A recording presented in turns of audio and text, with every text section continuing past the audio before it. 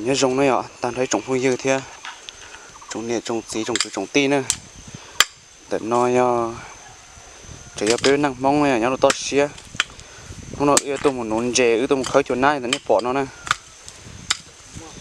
biết năng mong chè, nhớ to xía chỉ một nón chè chỉ những cái khơi chuột nai thì nó sẽ ạ, đã đây chỉ mua thì, khơi chuột nai một nón chè nữa, này chỉ cho cá là sai thế ạ, này sai mà sai thầu bí cho thầu sầu này thế bao thì trong trà này ạ, vì cho nên lòng đỡ nón chè thế, trong trà là mà này muốn này sai ạ, mà sai khó dùng này thế bỏ này ạ, nó nữa khơi chuột na,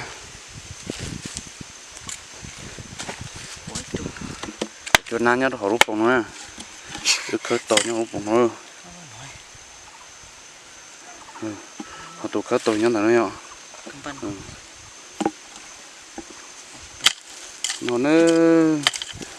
cho cá là sai nữa ạ, nếu năng mong tiền tiền non tiền hồ chỉ những đồ đặc cái đây cứ hà xứ ít để số nó cũng mà cho nên sai thì ứ nụn dề trong trà thế họ bỏ lên dề nữa ạ, cho cái khơi cho nó khử sập lại đó, giờ một nụn dề nó là những khử cơn ngô nữa, khử ảm bộ nó thế lấy cho nó một nụn dề nữa ạ.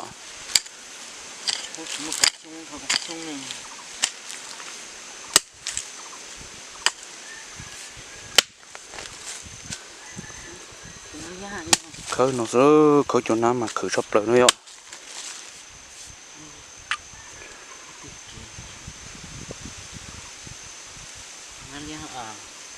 Nó lấy là ok thì nó nữa ít lên mà để cho nên một say nữa ạ, bé làm sẽ cho cá là một say, cho bé một chè cho non nữa ạ, nó sẽ khai bỏ rồi ạ, nó sẽ nó nữa ạ, bé cho bé một chè này.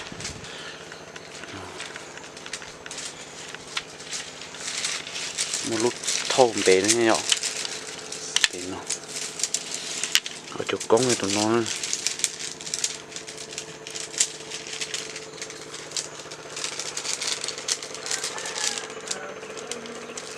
sẽ bé nó nung chè nữa kìa, chỉ cho cá cho nó say nung chè vậy, con này tụi nó nữa.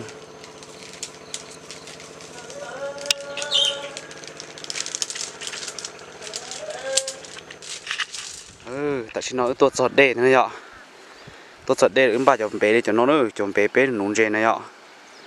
tốt giọt nó bà bắt tới muốn lọt cơ thế này ạ, tụi đê tụi hấu nữa, đê tụi đã đảo nó, tụi đê tụi đặt tụi hấu nó, đê đa cơ ta chỉ đê này,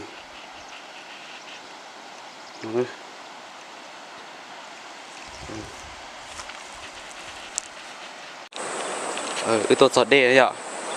Tốt cho tụi đen nó ba giờ là đen này ạ, ba là tụi đen nó to sát tí nữa,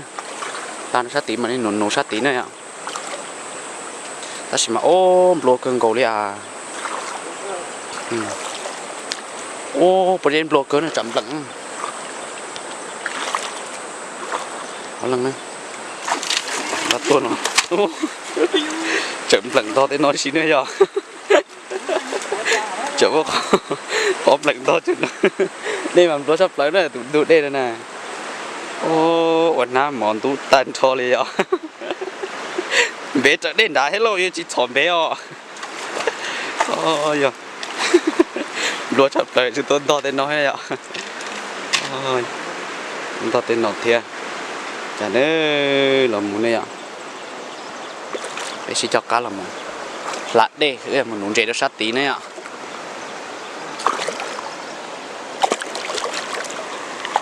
Là một nón chè nữa, lát đây đó chứ mà, đây là nhớ tụt đều à, mua hả, thêm lúa cưng gồm mà, nhưng mà cưng gồm nữa,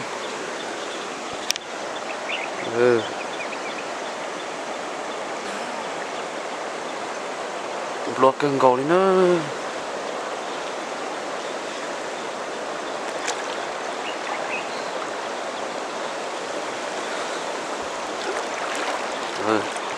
lại đây ư tụ đây nó nữa dọ đây năm mát ư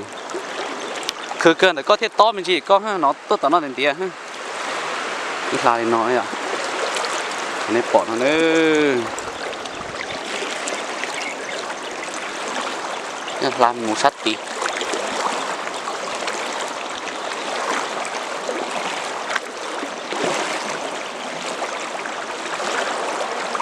nó đệm đá nữa nó này nó đệm đá thêm to sắp lớn nữa rồi cái nó bồn đá ô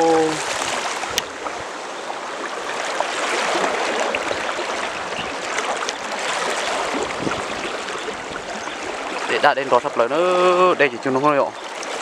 đá đi tiền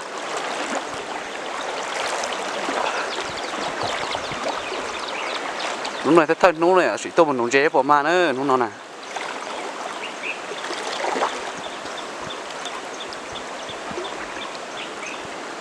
giờ chát đây thế này ạ chủ yếu trên tôi đỡ xí chỉ chát lại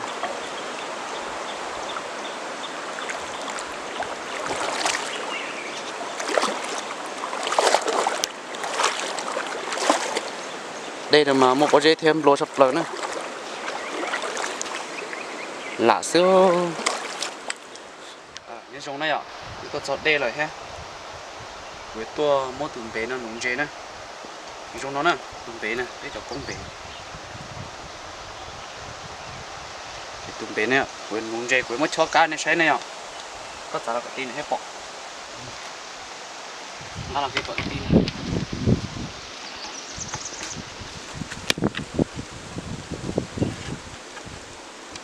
như trong đó để cho cá để cho nó này ạ cá bên núng dây nè cá chỗ này tụi nó cá chỗ này tụi nó chỉ muốn tụt công nữa công chỉ muốn cho kia ở phần châu này ạ cho lên nó này cho lên nó mà cho của tụt công nó cân của nó này ạ cho nó plot này cho như plot tụt công nó nữa plot tụt công nó thì cũng muốn bỏ tọt đây này ạ có tôi để cho thay của nó đây thì tôi thì cũng mất bỏ tới đây ạ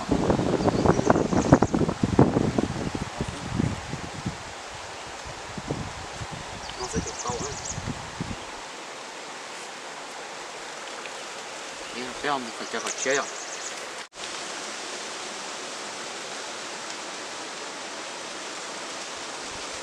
他叫họ chế rồi ạ nên cũng cho tụt chế nữa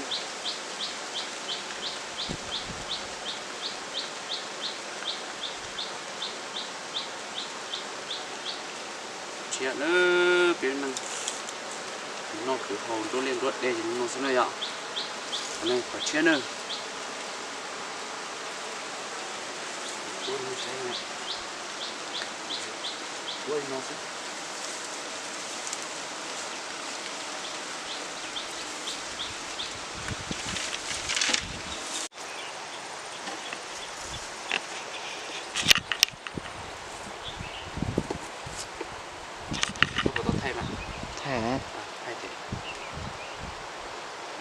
nó lần tôi cũng chế được của ơi chú anh chế được còn hết phỏng nữa cho tôi để thì là không nhớ to xe là thì bé chuối à thì nó chỉ hậu nó sẽ này ạ cho tôi cá chỗ này nó này ạ thì phải mua cho một trâu thì cũng để nó bỏ nó này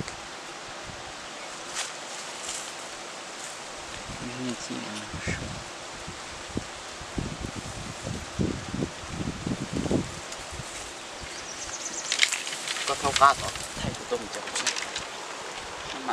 nó mà cũng được lại nhóc có tôi mình chờ có chia này ạ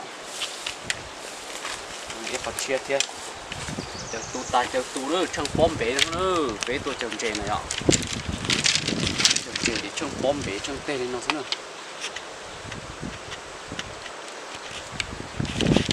chia chờ tại bên mà đi một số này xe ấy ạ bây giờ lên nó bớt to còn tan ra của chồng bé này chỉ của mình đi cho nên mình xe bắt cho bé là một số tiền của man dễ là chỉ mai ạ.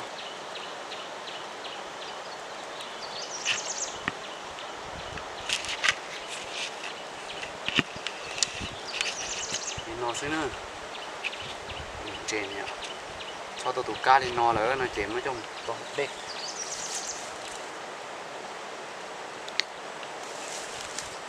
to lên nó nữa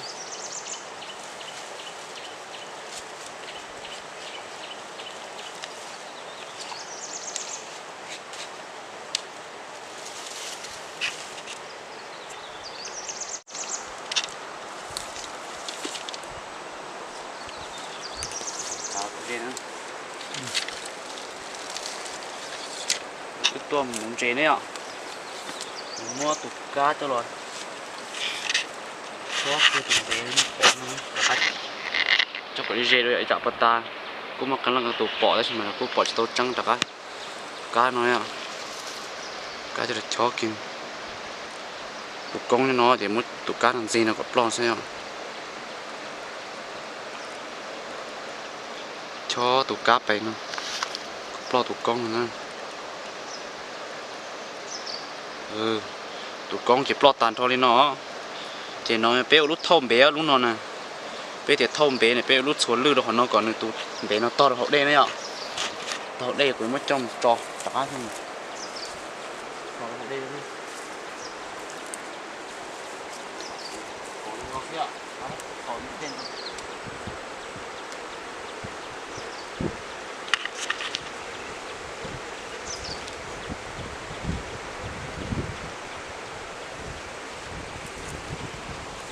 nó xuống nè chia tay và cho tụt chết là cái sai ạ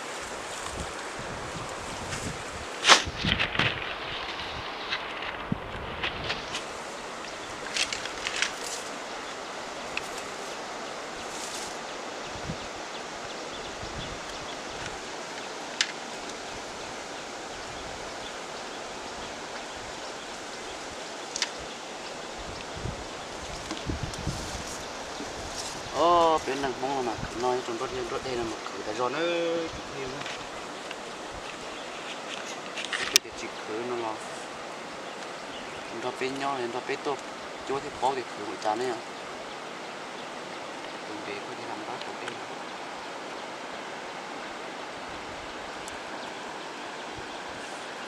ồ chẳng không kìa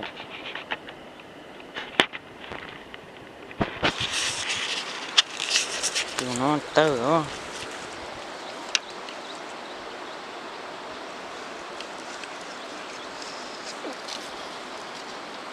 khó rồi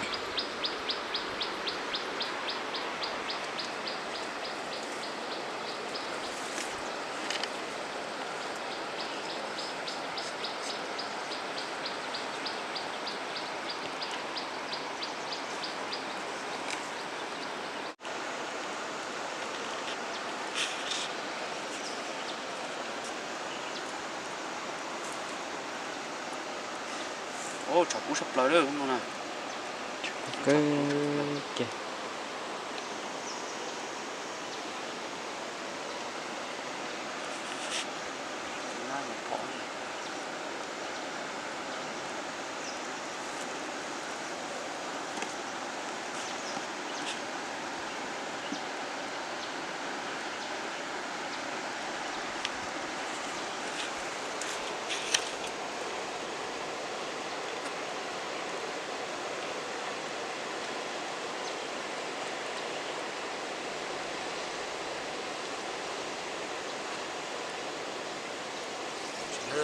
chúng trẻ thì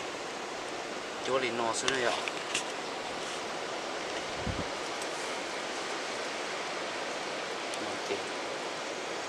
bọt thằng bọt đen nó xuống xuống kia nữa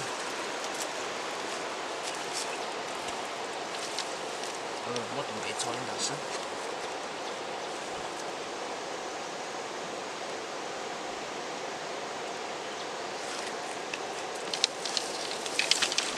và cũng thả cái khử ha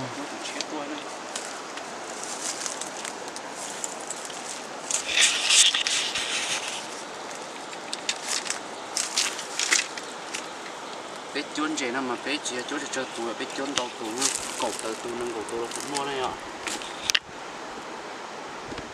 cho nó bé để bám bé nữa chỉ cho nên cá tuần nào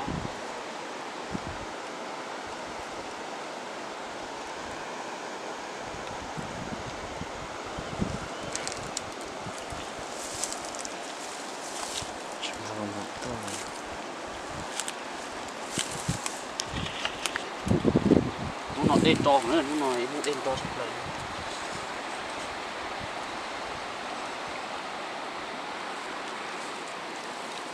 nó đen to sắp lại nữa chỉ bố thì rồi mà chỉ mà bắt chỉ mà chết luôn tiếc thế này à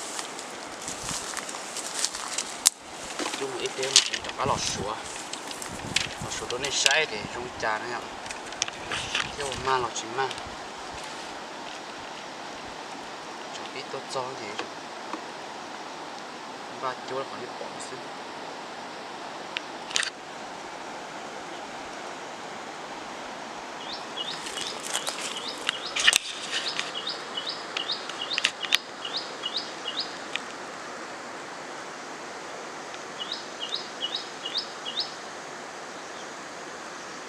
sẽ đã xịt cho cá lọt sấy này à nhưng mà sấy thầu pin cho thầu sâu thì bao thì trong trà chế nhá đồ có xíu nào mình phải trong trà thế này mà là chỉ na đấy ạ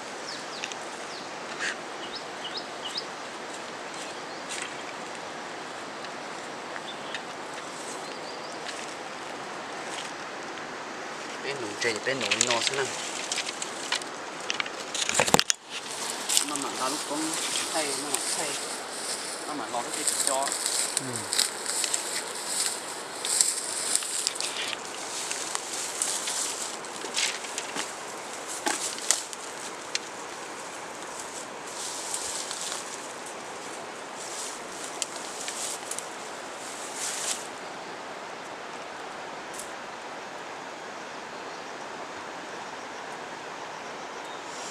vậy nó khử sập bờ đó chả cú sập bờ nữa đúng không nào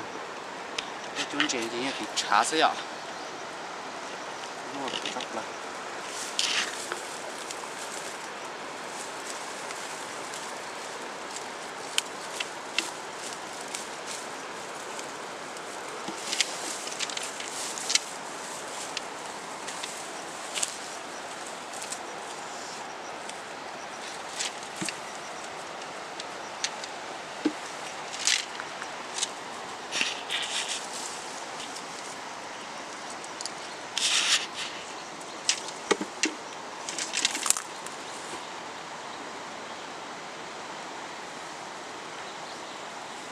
mà lúc tố trâu chuột ná nhau của nó chỗ cá chuột ná nhau lúc tố nó tao thôi chỗ cá chuột ná nhau lúc tố nó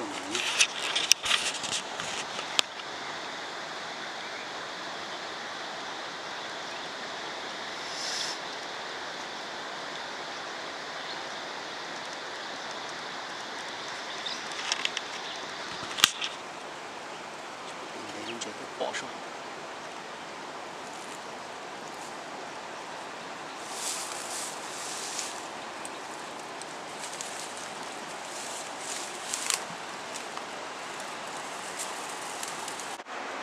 nhớ xong đấy ạ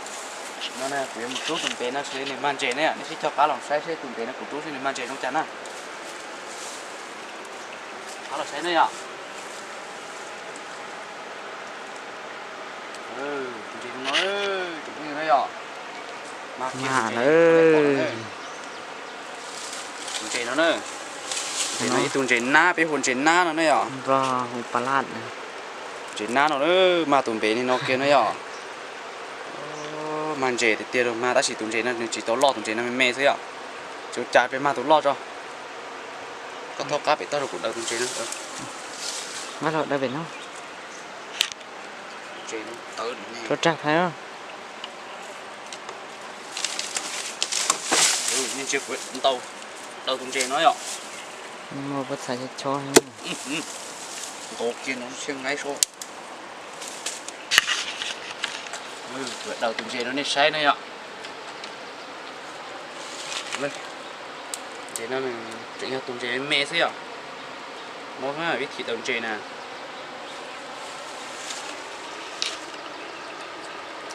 muốn nó còn dốt đồ nó hay à nó này chế tụ công biết chốn chế nó mà đồng chế không nói à mà không nói này đầu đi nó xứ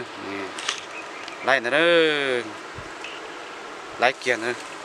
chế nữa à chế nữa chỉ hỏi tụ bàn bể mà tụi chế thì đinh đòn ta nữa nè nè nó nè rung non đó chỉ có mặt thay luôn cục chế đó nèใช้เด้อจบอะไรใช้เด้อใช้ตรงจานได้หรอ mà liền nữa ô mà thiếu mà máy tụi bạc cốt lỡ lấy kia nó lấy kia nữa tụi nó cho nó cá nữa anh chị à cá thì trong câu sắp lời đó nè tàu kiên trề nữa đấy ạ bây giờ kiên nhúng trề này chỉ trong nó nữa trong không nhiều nữa nó vơ kìa tùng trề này cho để tính cho xí hả cho sao nó muốn bây giờ cho là sai nữa giờ kiên nhúng trề nhất rồi bên hoang luôn năng chế tôi nung chế trong nó này ạ lọt cả nữa đi tùng chế ở trong câu sắp tới nữa ạ nó nữa đằng này sai ạ mà nó xứ chừng cả nó mỏng to ạ chừng cả ta chỉ đầy chân thằng to nữa sẽ được cho là sai nữa để biết cho cái nung chế vừa cười nó bên này mong chế nung chế tụi to xia cái hạt hạt lấy kiện man chết lấy kiện lo cười ha nằm khó cho của cá là một cho tụi cá một nồi rồi cá cho một cho họ cố đấy ạ rồi nhá đây có thấy là tôi có chỗ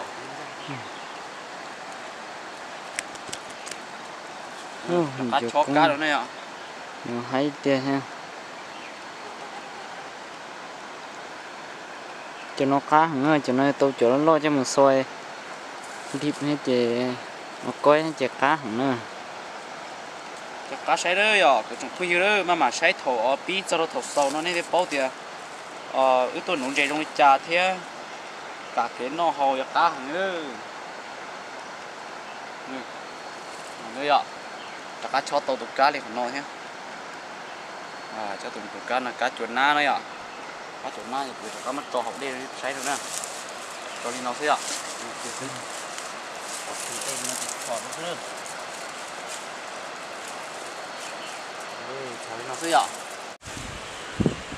nhớ dùng này ạ, ý trên nó chỗ nó lo thế này chỉ bỏ khá thế ạ, thấy đi, ô mà kia tung chè thế rồi ạ, mà kia thì đâu, thấy nè, tụi thịt bé tụi nó đấy ạ, mỗi cái tụi tung chè chắc là tụi tung chè chắc là tụi số nó chưa được sấy, tung chè tụi nó nữa, chè na nữa, tụi nó bé huân chè na là bao hồ tiệp bán lát này ạ, ô tụi nung chè nó trong 5 mát này ạ, tụi đây 5 mát. Năm mặt nồng hết đấy năm mặt nồng hết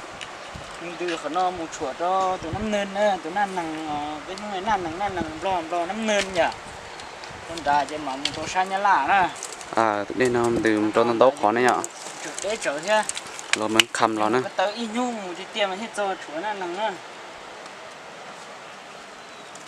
tàu tùng chè này tàu tùng chè này mất đời tùng bé này con tàu dê chặt đá ó liền trong tụ công ó nó mà xưa to không chặn trung nha cái chặn trung chặt cái tụ con lo này mới tụi mấy rồi nó tôi nấu chè dạo của cho nên tôi sẽ cho sẽ bên năng mong nấu chè nhớ tôi ra xa nữa thì nó hiện đầu tùng chè này ạ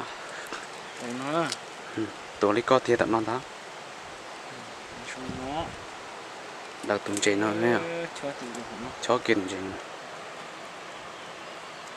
chọn chè nó mà có một số có phải mà con chú mà có dù có hồ con chú kia mà chỉ năng nào mà cá sắp lỡ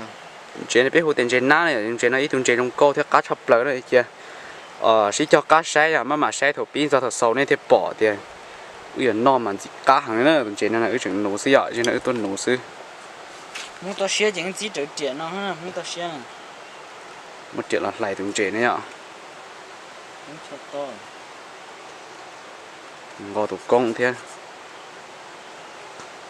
lấy tiền nè món là đồ của tôi đâu